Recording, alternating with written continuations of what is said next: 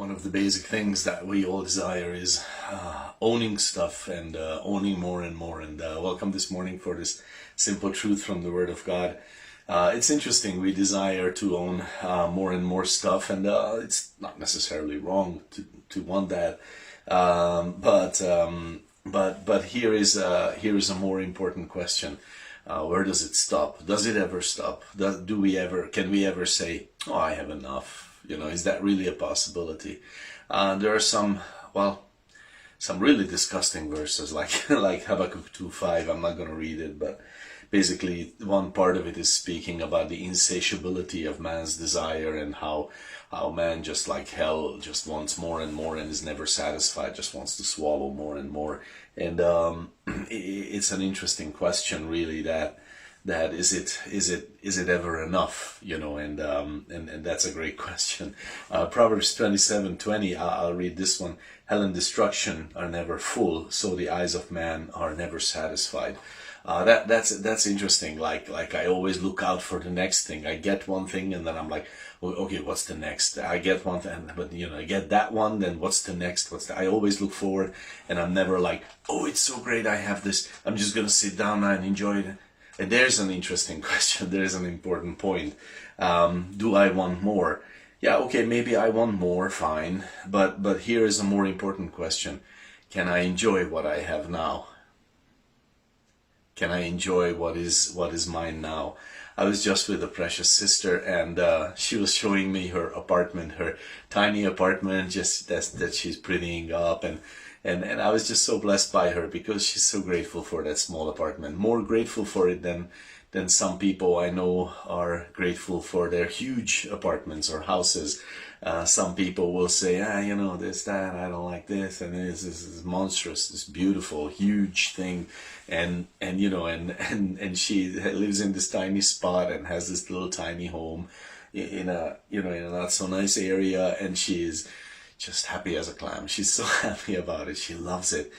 She's enjoying what she has. And I love that, because there is another attitude, and I sometimes hear this from people's mouths, and well, if not from the mouths, then maybe from the hearts. I cannot enjoy this that I have until I have that.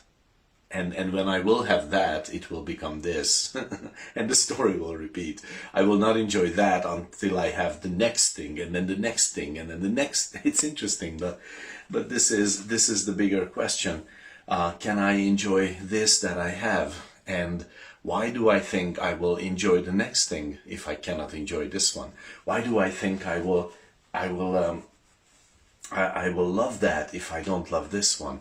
And this is a good question for everyone considering divorce, everyone considering, it's just, throwing away something precious for the sake of the promise of newness in any other place.